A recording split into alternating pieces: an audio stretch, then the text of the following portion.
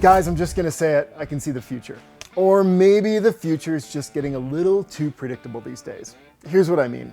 Last week I talked about my predictions for 2023. We talked about a lot of things going on, but generally how the things we've just come to expect, the creature comforts, are going to start changing and being taken out of our daily life. We're 1 week in and we're already seeing this in a massive way. So first of all, eggs are like $9. I went to buy eggs last night, I couldn't believe it. I did a little digging, we're up 60% on price in just a few weeks over where they were in 2022. This is due to avian flu, this should change quickly, but there's a lot of other things going on. One of them is what's happening with the airlines. Last Wednesday, we had the biggest shutdown of air traffic since September 11th, 2001. That's over 20 years. This is kind of crazy. Now, what they're saying is some engineer was out there updating software, switching some files up, something got corrupt, and it shut down the system nationwide. Sounds like, okay, one and done, right? But here's what's actually going on. What they're trying to do is they're trying to update the system without stopping traffic. It's kind of like when COVID drove everybody home and our internet couldn't keep up with the demand of all the streaming and everything. Well, air traffic is through the roof these days and our system simply can't handle it. They're trying to do the updates, they're trying to keep it smooth, and things are breaking. I don't think this is going to be the last we see of this year and beyond. Speaking of air traffic, let's get a little weird and talk about UFOs. Well, the Pentagon just put out a report saying they are investigating 500 UFO cases. Now, so of these, 26 were drones, 163 were balloons, who knew there were so many balloons in the air, and 6 were reported as clutter.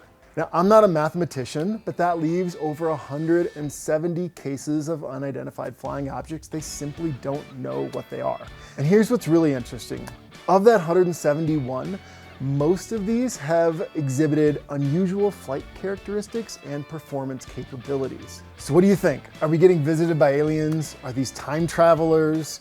Is it just a bunch of craziness? My personal take? Well, look at the size of the universe, which is still expanding. It's infinite. Infinite means there's a lot of stuff out there, and I think if you were just statistically looking at this, the odds of us being the only intelligent life out there are much, much smaller than if there's maybe something else out there. I think it's kind of fun. Can't wait to see who comes and says hi this year. I think this is all kind of exciting, but I'd love to know what you think. Comment below and let me know what you think. Aliens, time travelers, friendly foes. Love to hear your thoughts. Now on to our animal segment. Well, we've had almost record snowfall this year in Utah. Our median snowpack water is currently at 191% of normal, and we're at 80% of our total average snowpack already, with 83 days remaining in the season.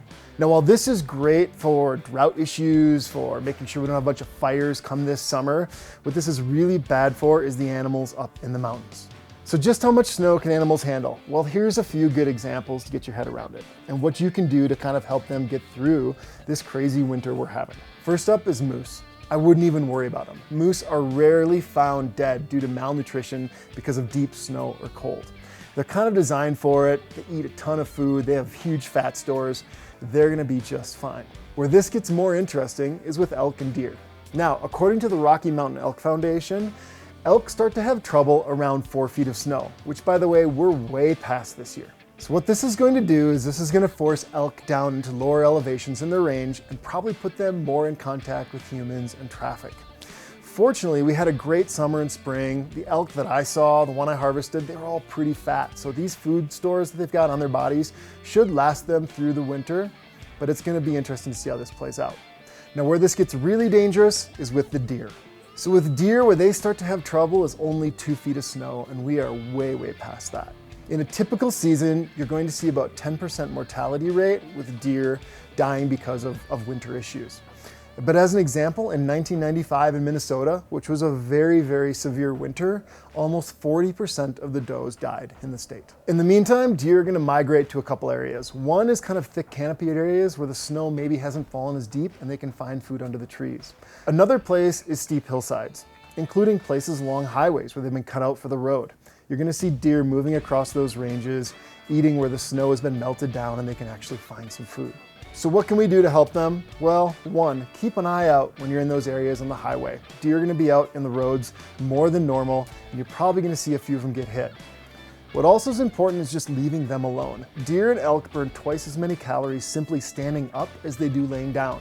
If you see a herd of elk or deer laying somewhere, let them be. Let them conserve their energy. Trying to walk towards them, even if they just stand up and don't run, is cutting down the amount of calories they have to make it through the winter, and it could literally mean life and death for those guys. Well, that's it for this week. I hope you guys enjoyed this. We'll see you next time.